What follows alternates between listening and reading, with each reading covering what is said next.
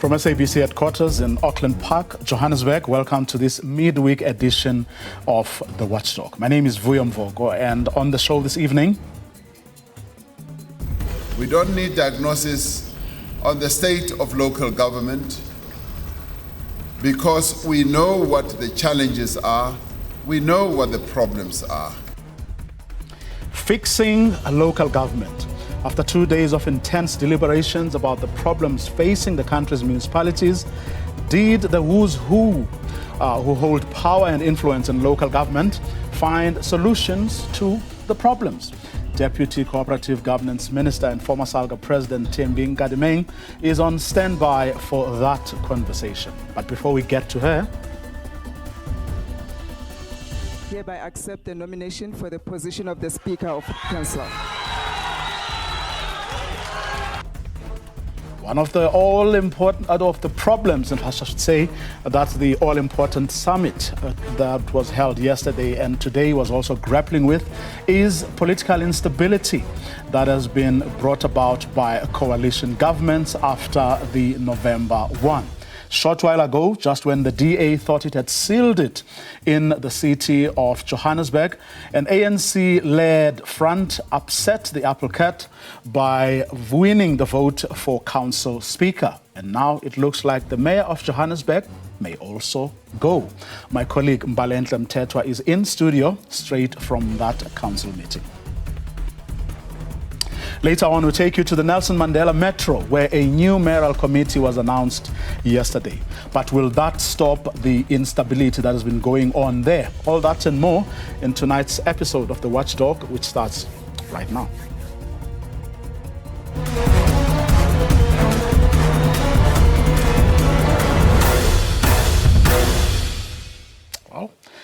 The newly elected Speaker of the City of Johannesburg Municipality has thanked minority and major opposition parties for supporting her. COPE Councillor Colleen Makhubele, who was the chair of chairs, received 141 votes, while the Democratic Alliance's Alex Christian received 129 votes. The DA-led multi-party government has since issued a statement welcoming the decision. I'm now joined by my colleague Mandela Mthethwa, who is straight from that meeting. What a turn of events, Mandela. Actually, I mean, I don't think anyone could have anticipated what happened today, especially since, you know, in earlier conversations with Johannesburg Mayor, she did pronounce that they had the numbers and they were confident. You will remember that shortly after Colleen had, shortly after that High Court ruling where the chair of chair at the time, which was Councillor Colleen Makhubele, had tried to convene an extraordinary meeting like we saw today, and that was interdicted by the High Court. They then came out together with the coalition, with the coalition partners, showing a united front for all in the city to see that they are together and they are stronger than ever, and that they will be able to survive any form of vote or motion or whatever it is. But the minority parties at the time were very confident that they still had the numbers and that what they had planned was an eventuality, you know, and it was a matter of time until that decision was going to be, the council decision was going to be made. Oh, of course, I mean, something else, I mean, gave them the confidence, because when Vasco da Gama, the former speaker, was ousted, it was then discovered that some of the parties who were the DA's alliance partners had actually voted against their own alliance. And what they then did was to go back to those political parties from where those 5 or so votes came from, to speak to those parties, and they were assured that the mistake would now be corrected, so to speak, and all the alliance partners were on board, and boom. What happened a short while ago happened. Yes, so what in fact happened is that it seems as though the Patriotic Alliance was the kingmaker in this instance. You would have seen a briefing shortly after the announcement where Kenny Kunene addressed the media talking about a decision that was made within the coalition parties where they had requested to get the speaker or to nominate a speaker from the IFP, which is one of the coalition partners. But it seems as though the allegation is that this decision was ignored. Now, it's two people who have actually said this. It's both Kenny Kunene as well as three people rather. Action Essays Bongani Baloyi as well as the IFP's Lungisi Mabaso, all singing one tune, really, talking about the fact that this decision was rejected. And because the Patriotic Alliance was unhappy with this decision, they decided that they will not vote in line with the coalition partnership and with the multi-party government, and they will then vote with the opposition, obviously then swinging the decision and the vote in the ANC-led, we can't call them a government or administration just yet, but what we saw happening today. There's other processes that would have to be followed. But I mean, it's interesting, and I'm hoping that we will be able to bring one or both of those Kenny tweets, because he has tweeted, of course, putting their viewpoint out there. But it also speaks to how the Democratic Alliance has been managing this coalition, because there have been lots of complaints. And I remember, I mean, throughout, over the past few weeks, we've been talking about this particular story, but also Nelson Mandela Bay, which we'll be talking about a little later. Or I kept on bringing up the issue of how the Democratic Alliance is managing these coalitions. Of course, something that Democratic Alliance leaders have been dismissing or denying. But what it now means, as the last point before I allow you to go into what you need to do, is that it now means that possibly the mayor may also go, because now this new alliance, has the numbers. No, yes, certainly. So we did pose the question, or the media, members of the media did pose the question to the new Speaker of Council, and she did mention that there are processes that they would then follow, but the motion of no confidence in Johannesburg Mayor has been brought forward, and that they will be assessing, and a date will be set, obviously, to see if this motion can be debated and voted on. However, it's still unclear when and if indeed it will happen. But speaking of the complaints that have come up within the city of Johannesburg regarding the multi-party administration and how it governs the area, it governs in the city or manages these coalition parties, you would have heard not so long ago that Colleen, actually just a little earlier today, Colleen Makubela making allegations that it seems as though, there was some form of a purge, to go after those coalition members who had voted with the opposition to try and get them ousted and to ensure that. So it seems as though those are some of the allegations there. And there were also unhappiness in terms of the decision-making process. Some people suggesting that the decision-making processes are not made within council, but they come from an office somewhere in Cape Town, and that they then trickle down to the different councils, and a level of unhappiness from some coalition members. You would remember that COPE was part of the multi-party coalition, which is seemingly removed itself. Went with the DA earlier. Of course, yes. It's since removed itself from that multi-party administration. Seemingly the Patriotic Alliance also going there. Could this mean that this is the beginning of a collapse of the multi-party administration within the city of Johannesburg? Well, it remains to be seen. We'll see if... Maybe the forging of a new a coalition arrangement, probably or most likely to be led by the ANC. Certainly, yes, indeed. Okay, let's leave it there, Mbalenhle. Thank you so much for coming on this A breaking story that the Democratic Alliance-led coalition has lost the vote for the position of Council Speaker, following, of course, the ousting of the DA's Vasco da Gama a couple of weeks ago. What this could mean is that the ANC may now lead a new coalition government in the city of Johannesburg. But is that going to sort out the problems? Well, it remains to be seen, but that's what has just happened. Staying, of course, with the theme for this evening, President Cyril Ramaphosa says only strong, efficient, capable and well-run municipalities will attract investment that is needed to grow local economies in South Africa's municipalities. He was addressing delegates on the second and last day of the local government summit in Boksburg here in Gauteng. President Ramaphosa also emphasized the need for the leadership of municipalities to be deeply embedded in their communities, aware of opportunities and willing to set forward to sell these. He also had the opportunity to listen to concerns by mayors attending the event. He also touched, I must point out, on the very same issue we have just explored now, which is the instability we have been seeing across the metros in particular, but also in many municipalities across the land. Let's take a quick look at what happened at that on the second day of that summit. President Cyril Ramaphosa has urged municipal leaders to take a can-do attitude to growing the economy in their localities. If we are to harness the momentum of economic recovery that these new investments signal, or these expansion investments signal, local government has to be strong, it has to be efficient, it has to be capable, and it also has to be well run.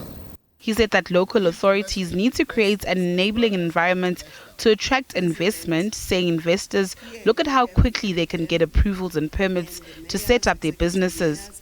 The quality of water and electricity provision, as well as the state of sewage and waste removal in the area. They look at the quality of the roads and at the quality of the infrastructure they will need to transport their products to the market. They analyze whether the environment is safe and secure, whether they will be able to protect their investments. If they are not satisfied that their needs will be met, they will choose to go somewhere else to invest. But whilst giving his address, the president was not spared from load shedding. We therefore need to redefine the way, I'm sorry about that.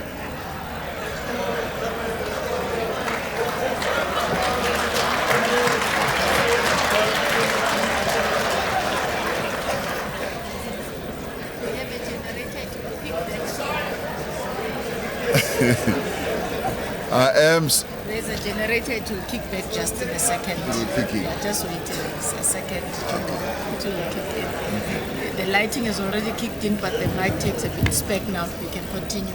Okay, I was being given lessons on how to deal with load shedding. And I must say, I am sorry about that. This continues to be our biggest challenge, as you all know.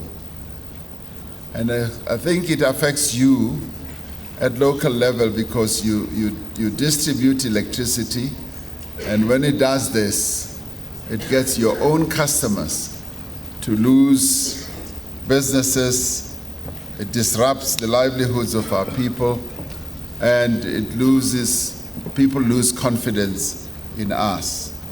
Several mayors in attendance had the opportunity to engage with the president, raising various issues in relation to the challenges they face. President Ramaphosa emphasized the need for municipalities to take responsibility for their own development rather than farming it out to consultants.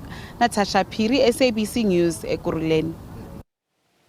So, did the who's who who hold power and influence in local government actually come up with solutions to the problems facing local government in the country? Well, the person who was giving lessons, on how to cope with load shedding joins me now on the line. She has been there for 2 days.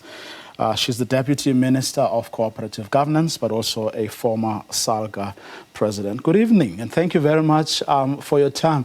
And I remember reading some of the comments that people have been making since, we are one of the newsrooms that have been playing that clip over and over again. And a lot of people saying, well, it could not have happened to a better crowd.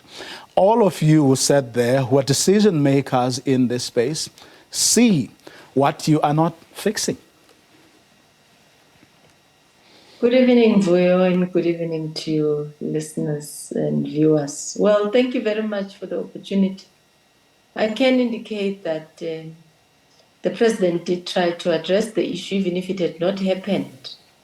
In our planning and in our discussions and deliberations about the conference itself or the summit, it was one of the key issues and areas in which we are looking into as an energy provision, the role that municipalities can play in the faster rollout of alternative energy and access in terms of bylaws, reviews and implementation by municipalities to ensure that IPPs could also be able to find a fertile ground for such form of investment while ESCOM is busy trying to resolve those issues.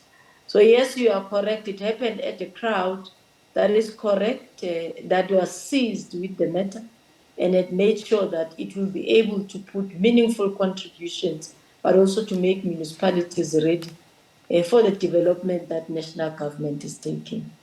I know, we're going to put, we're not talking about ESCOM tonight, we're talking about local government. But I know that people at local government have issues, or you have their own issues. Okay, I keep confusing you with your previous roles now. Let me make the distinction. In your previous life as the president of SALGA, you guys had lots of issues to raise with ESCOM, and seemingly you were not getting the kind of government support you needed as the local government fraternity in your dealings with ESCOM. Apart from the fact that municipalities owed Telkom a lot of money, but municipalities also felt that ESCOM was actually depriving them of a much needed source of income. Has that issue been resolved now? Especially now that you are in that office that should play a part in actually dealing or solving those problems. Well, yes, it is fundamentally what was also on the table to make sure that the summit deals with it. We still have not yet found joy in terms of the response, both as COPTA and SALGA, on issues and how the matter is being responded to by ESCOM. The pace is what we have as a problem that does not put the emphasis and the agency that this matter needs. In fact, ESCOM usurped the powers of municipalities. It's a Scheduled 4B matter of our constitution, which categorizes what ESCOM is supposed to do. So it's not necessarily an issue that we think as a by the way it should be. Municipalities reticulating energy, but it is a constitutional matter that they are supposed to generate, distribute to a main central point, and municipalities to reticulate for a cost. But what is even unfair, though, is that communities, particularly in small and rural areas, march to mayors and municipalities energize on behalf of ESCOM, and ESCOM does not even pay back that infrastructure, but collect from those rural areas, which means the municipalities lose twice in a row. And that's what DDM is all about, state-owned enterprises. Not all of them were able to make presentations, but they were in attendance to make sure that they look into all these issues. And the president has given us only a month to tabulate all those issues with proper and tangible recommendations to cabinet. And I do hope that finally some of these issues like ESCOM, the equitable, or rather the financial model of ESCOM, of municipalities, which we have been complaining about, a request has officially been made that in a month we need ESCOPTA to tabulate that into cabinet, putting proposals of how do we think municipalities could be funded differently, for example. Very quickly on this one, just to finish a point. When you have a problem with the pace at which this is moving, who's to be held responsible for that? Because you have an interministerial committee chaired by the deputy president that's supposed to grapple with these issues. You have all the stakeholders in one room, the Minister of COCTA, the Minister of Energy, state-owned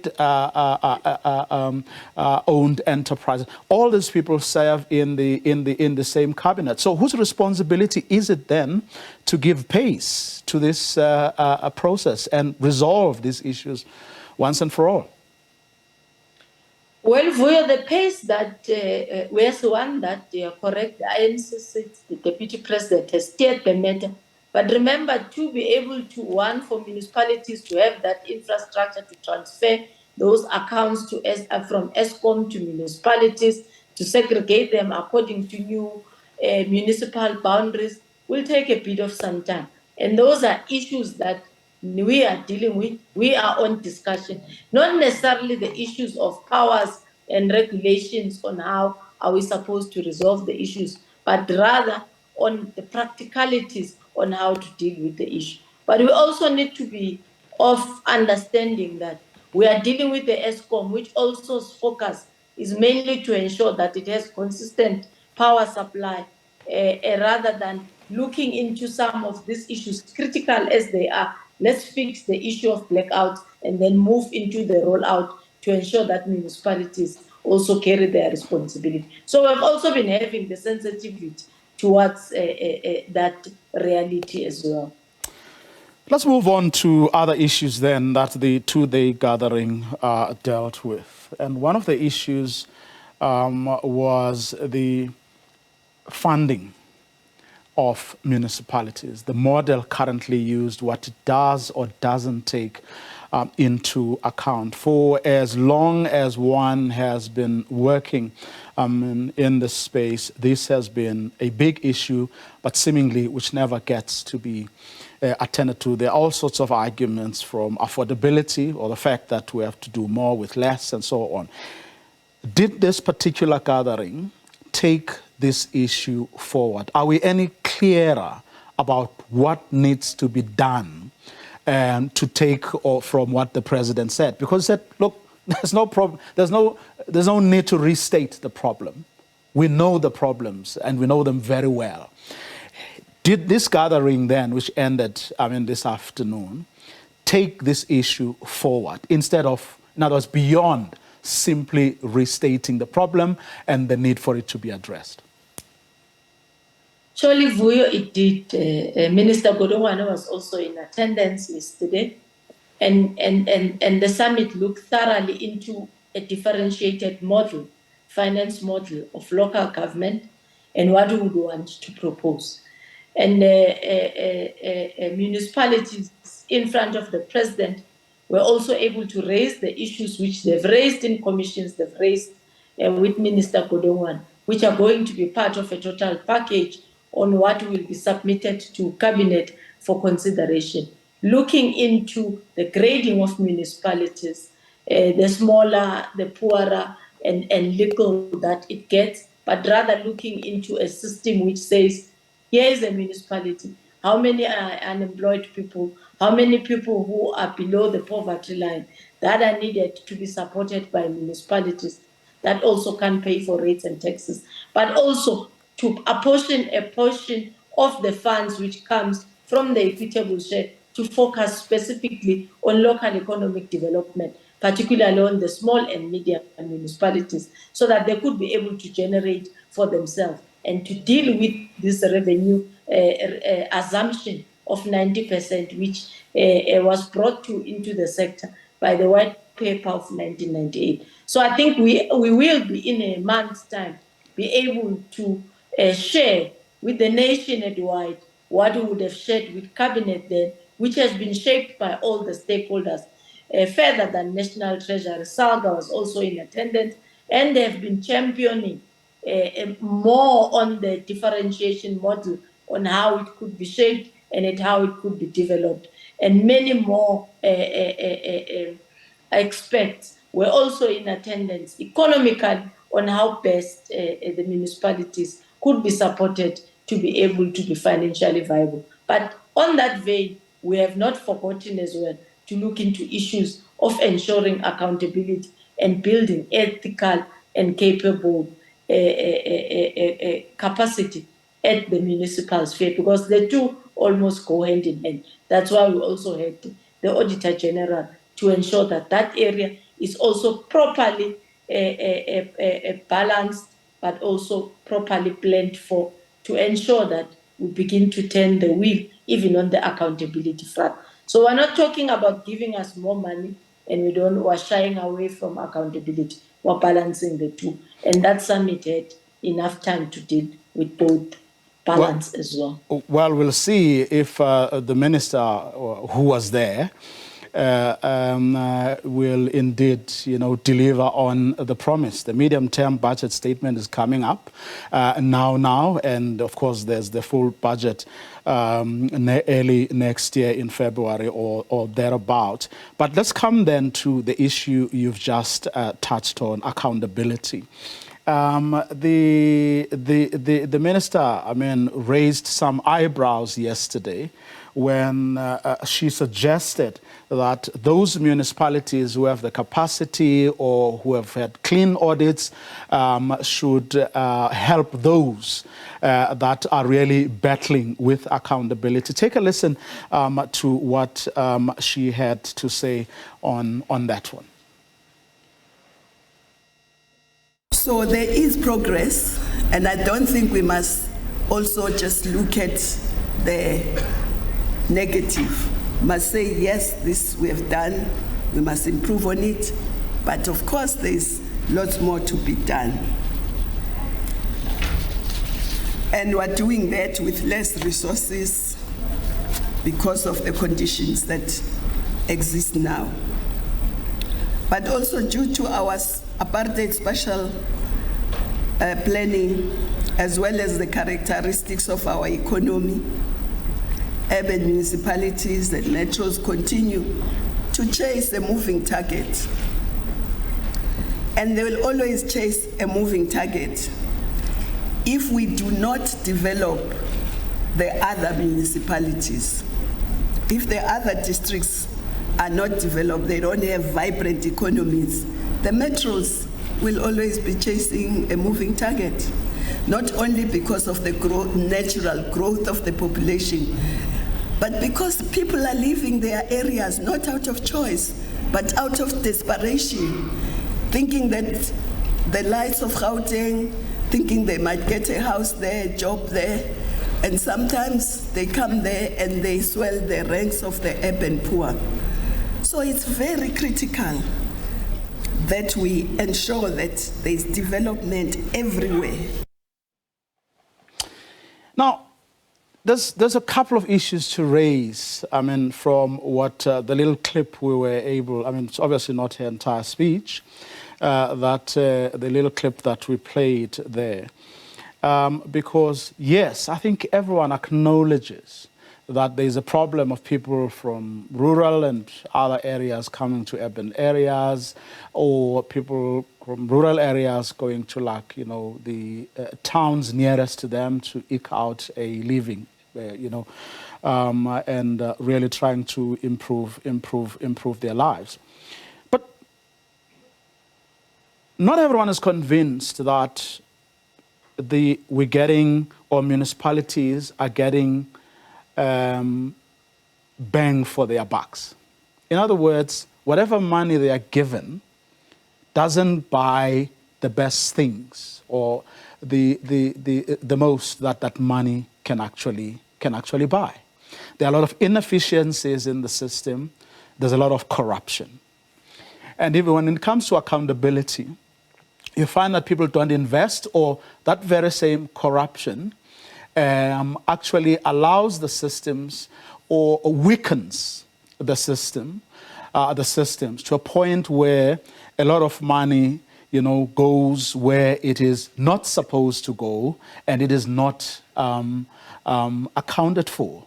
And the idea that, or that line, more has been done, but more can still be done, has for years now driven people into this whole lull or comfort zone where people are saying, so we are fine then, we will hopefully improve in future, but things just never improve. In other words, we should actually be tough on this one. Zero tolerance for corruption and maladministration. Make sure that money buys the best that it can buy, and those who cannot account for public money spent don't form part of the system. They are kicked out.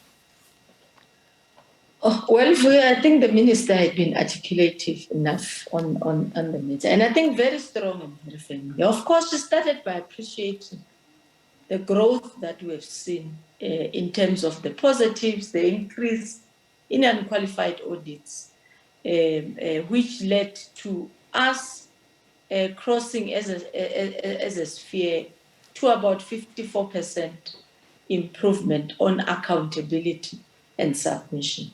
She also criticized, for example, the use of consultants, but also was building in such a way that what will COPTA do and SALGA in terms of support to ensure that municipalities begin stronger towards the next financial year in submitting annual financial statement internally. But you aim high, but acknowledging where you are coming from. And she wasn't saying it's now a holiday. We will no longer be caring about the finances. We will now not be caring about consequence management. She actually had made good mention of ensuring that we need to realize as municipalities that accountability is critical, but creating developmental pillars which will assist and move municipalities from the 54% that have been able to record into greater heights. But she also was able to indicate, and for the first time in the past audit, where the Auditor General, in collaboration with the COPTA, has taken 9 municipalities on a line of consequence management to FIC for thorough and forensic investigation of their accounts and who they paid, to be able to ensure that we catch and return back each and every cent that we believe might have not been spent correctly. You have got to start somewhere, but you need to emphasize and support those who have shown change and progress, while ensuring that you do exchange municipality by municipality. For example, the mayor of Saldanha Bay volunteered for in-house development and training to other fellow members. They've got 11 clean audits in a row.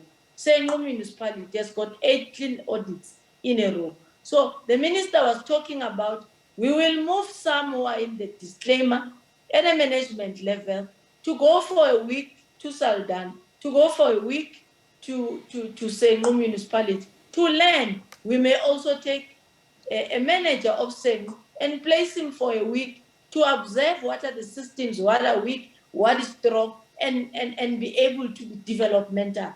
Why do we have to go out of the country all the time to get learnings when we have such municipalities or institutions which are doing well in our country, and such peer review and peer development and peer exchanges could be what will also be able to shed light to other municipalities who are struggling. So I think that was the point. that she was raising. Of course, mayors took it forward to say they also think generally we need to begin exchange programs as municipalities, not only in the financial element, but also even in LED and other key areas like separation of powers, which other municipalities are doing well, so that they can learn amongst themselves. And then they get taken to Sengu, they spend time, they learn lessons, they are taken to Saldanha, they see that Saldanha has key people who take responsibility for certain areas that actually make that system what it is. Only to come back to their respective municipalities to find politicians who take wrong decisions that are not in the benefit, to the benefit of these municipalities. Where, for example, the person who came from Saldanha says, we need one or two officials who will take care of this particular corner of the municipality. The politicians come around and they say, no, I need 6 advisors, one for media, one for politics, one for, and then these people are employed. And this is, I'm saying this because not too long ago, we're having a conversation with the Deputy Minister of Finance, and he was highlighting the problem of wrong decisions that are taken by politicians, where, for example, we should be having engineers in Mangaung. You actually have advisors to the politicians instead of engineers and accountants. Did that issue receive the attention it deserves? Well, it did. I mean, even in the very great example that you are making with regard to Mangaung, all those appointments were terminated once discovered. And the process of disciplinary action is being undertaken. And it will happen both because council carries a responsibility of oversight. So if instructions are not correct, if instructions are irregular, then even accountability through the code of conduct of councillors, it remains the responsibility of the speaker to ensure that such processes are being followed thoroughly. And the IMSI bill has also, that has been signed by the president, has also laid a firm foundation which goes towards accountability and ensuring that we all play our part in areas where we are appointed or in areas where we are elected. And it makes only practical sense that we need to walk into areas and discuss issues, separate them from a holistic approach, but deal with the merit of each and every case in a municipality and ensure that if it's a council, consequences are taken. If it's a administration, also consequences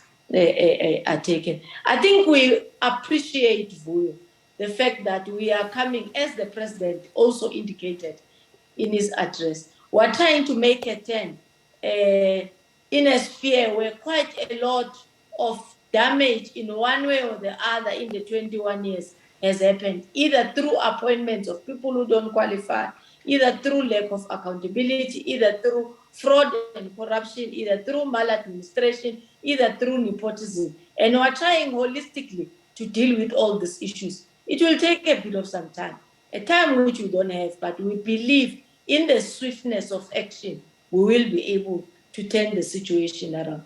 We had also the participation of the Hawks and SIU. Over 400 cases coming from the municipal sphere are within the 3 areas, either Hawks, SIU, and NPA for prosecution. So steadily, we are beginning to move to ensure that the money that has not been utilized appropriately is gotten back into the fiscus for services to be delivered to the people.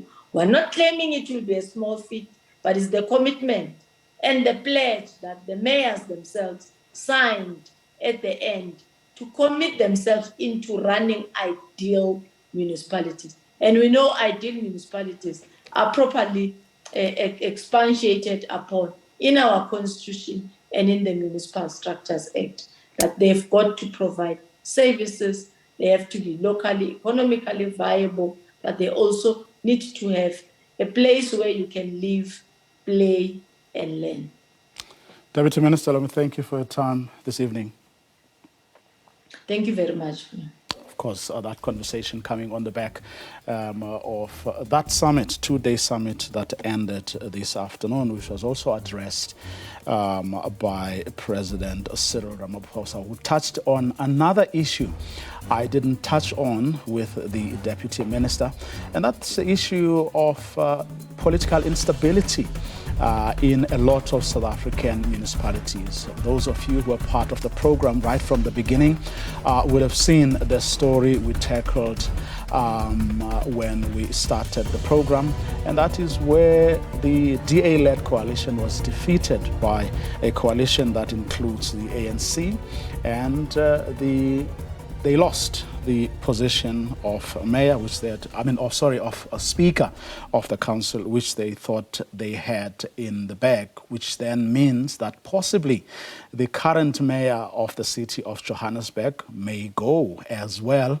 It's only a matter of time, which means that the people of Johannesburg are going to continue experiencing this instability, which comes with lack of service delivery and a whole lot of other things that are not needed. Another municipality that has been suffering from the same problem is the Nelson Mandela Metro, where yesterday a new mayoral committee was announced. But the question we are asking this evening is whether that is going to stop the instability there. You know, that municipality has hardly functioned since November, when the new councillors were elected. After the break, I speak to the new deputy mayor of that council.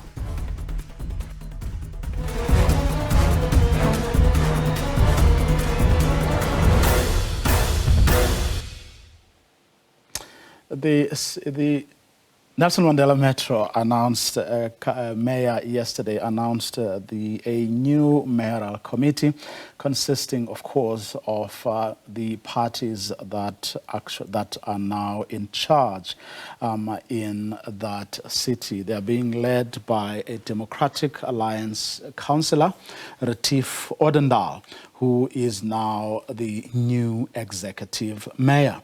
Members of the mayoral committee include councillors from numerous opposition parties, which includes your UDM, your Pan-Africanist Congress, the ACDP, and several others. Mkhuseli Jack, who is the leader of AIM, one of the parties in that metro, has been appointed deputy mayor. He joins me now on the line.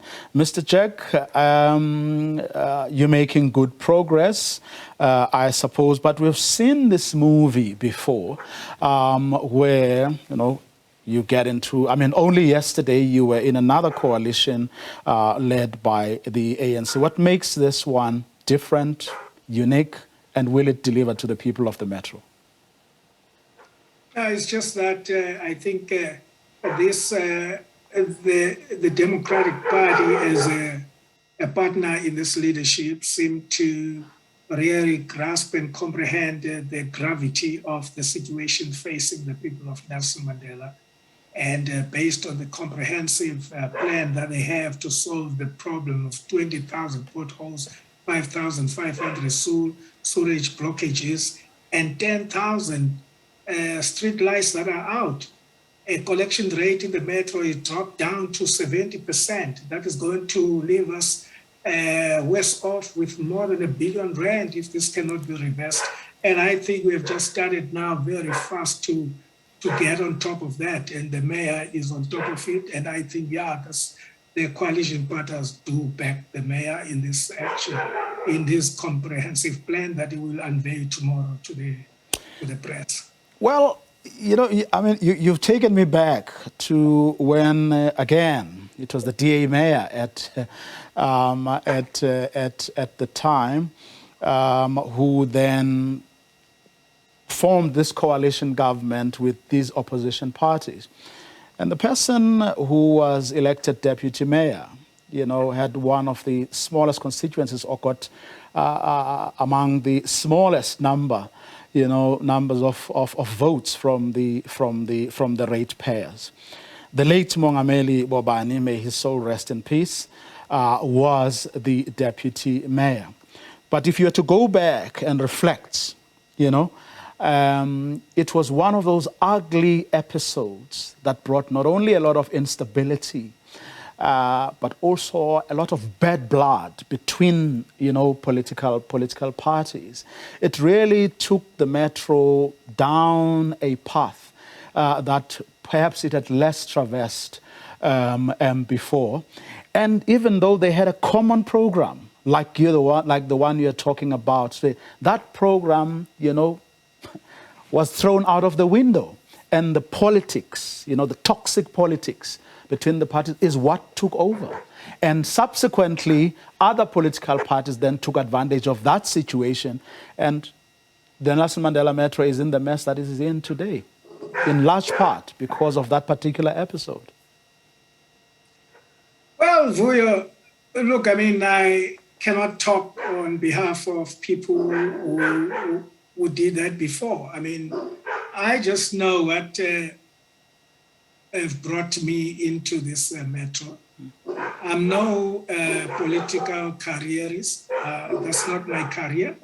But I came here to hopefully to resolve these problems. And I think I have found people that are ready to work to do that. And I can assure you that the skill and the zeal and the determination is in all the partners that are in this.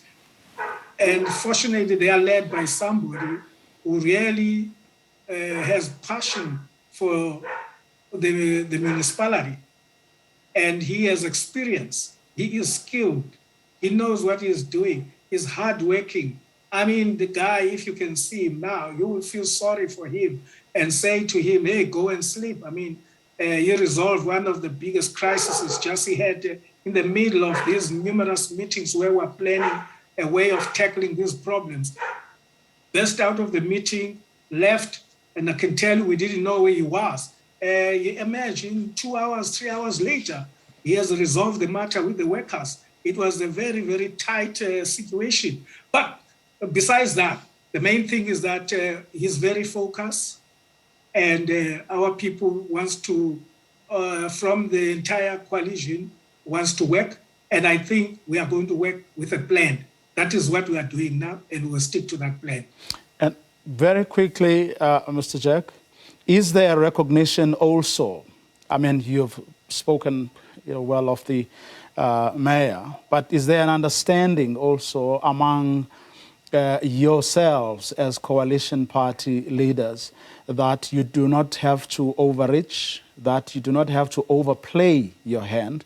You are there to help, make things work, deliver services to the people of the metro without looking for advantages, personal, party, or advantages of any kind for yourselves. In other words, the people are going to come first. Is there an understanding among the small parties? We got a plan to solve the issue of dealing with the water problems, vandalism, sewage, the housing backlog, creating an conducive environment. What I'm saying, we're going to create an environment that is conducive for business people to come and do business. We're going to make the metro very attractive. We'll be launching some very exciting export. I'm talking about high industrialized machinery that will be taken from Mexico, Botswana, and other parts of America. And it's good news because there are people here, we have confidence in this metro as we are doing, and we want to make work, and we are there, we're going to make it work. Well, best of luck to you all for the sake of the people of the metro. Newly appointed Deputy Mayor of the Nelson Mandela Bay, following that announcement yesterday of a new mayoral committee. To this other breaking story now, 199 members of parliament have voted against the establishment of an ad hoc committee, which would have held not only President Cyril Ramaphosa, but members of his cabinet, as well as state institutions possibly involved in the alleged cover-up of the 2020 burglary at his farm. accountable. 126 MPs voted in favor of the DA-sponsored motion. And joining us now is Professor Bheki Mngomezulu. Prof, good evening. Thanks very much for your time. I must say, I think we called it on the program here, last night, and said we don't think this motion is going to carry. Were you surprised, and what do you think it now means for President Cyril Ramaphosa and the saga that has engulfed him? No, thank you very much, Vuyo, for having me, and good evening to your viewers. No, the issue concerning the president is in fact concerning on a number of fronts. Firstly, the president took us in his confidence that he was coming to deal with corruption once and for all. And he also came up with the so-called the New Dawn, and he said that he was going to come up with new things that were going to take this country forward. But since 2017 or 2018, we have regressed, in fact, significantly in a number of fronts.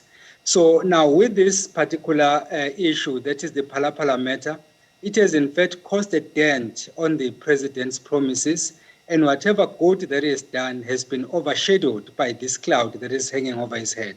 Unfortunately, our systems are not quick enough for us to come to the bottom of what really happened. The longer it takes, the more it's going to keep the president uncomfortable, because we have to know what is happening. He can put it behind him and then proceed.